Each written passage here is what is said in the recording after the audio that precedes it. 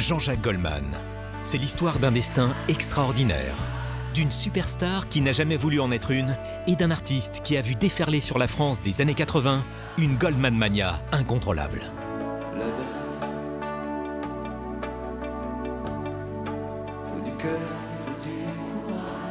Il est au sommet de sa gloire entre 84 et 87. À ce moment-là, il est exactement ce qu'il veut pas être. Il est Michael Jackson. Il est la plus grande star française. Les filles se jettent à ses pieds, l'attendent en bas de son hôtel. Mais lui, il aime pas du tout ça. Mais j'ai jamais rêvé, en me regardant dans la glace, un jour, je serai chanteur. Cette hystérie autour justement de cette Goldman mania, ça lui plaît pas du tout. Mais oui, il domine de la tête et des épaules la musique des années 80, Jean-Jacques Goldman. Pourtant, au début des années 80, après des débuts difficiles sur le plan commercial dans un groupe appelé Taifong, Jean-Jacques Goldman sort son premier album solo. Mais le succès ne va pas être immédiat. L'album sort, donc avec Il suffira d'un signe qui est prévu pour être un single. Jean-Jacques multiplie les télés, aussi bien en province qu'à Paris. Les ventes ne décollent pas. Il a fallu le passage chez Michel Drucker à Champs-Élysées, après bien des télés, un samedi soir à 20h30, donc il passe chez Drucker.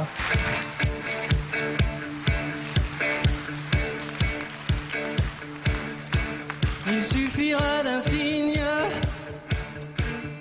un matin. Il chante dans le public, comme ça il descend les marches et les téléspectateurs le remarquent.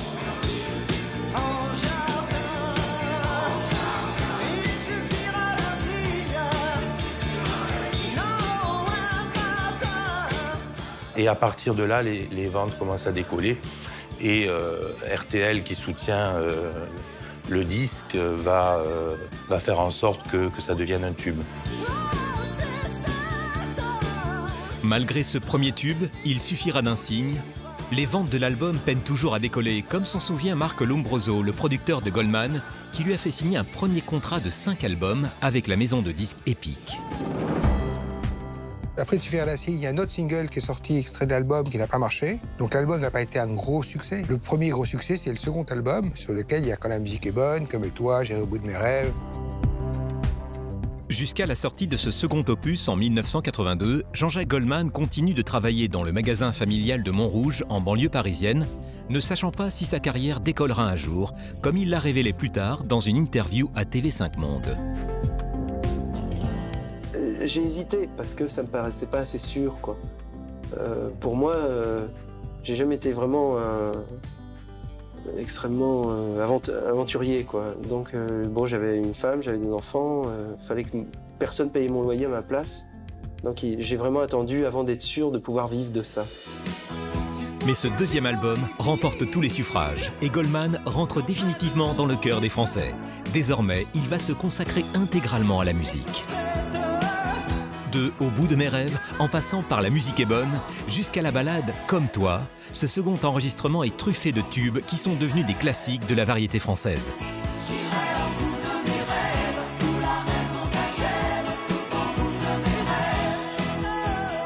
Pour moi, c'est un passeur d'espoir, Jean-Jacques Goldman, un passeur d'espoir. Et comme il avait un public qui était très jeune, il avait beaucoup d'adolescents dans son public, ça atteignait sa cible. Moi, j'ai toujours considéré que la chanson, il y avait une connotation quand même de jeunesse dedans, plus ou moins. C'est un art qui s'adresse plus aux jeunes que, par exemple, la littérature, des choses comme ça. Comme toi qui leur rêvant un coin, comme toi, comme toi, comme toi, comme toi. Quand il chante Comme toi, c'est une chanson qui parle de la Shoah comme on en a rarement parlé, avec des mots simples et qui touchent au cœur. Tout le monde a été ému par cette chanson et elle est compréhensible par tous. Si vous lisez la poésie de ce texte, il est toujours valable 30 ans après. J'ai toujours aimé les chansons qui nous parlent vraiment, qui nous racontent quelque chose, qui peuvent nous accompagner, nous bercer, nous faire pleurer ou nous consoler. Et Jean-Jacques Goldman, pour moi, j'ai l'impression que c'est un ami depuis toujours.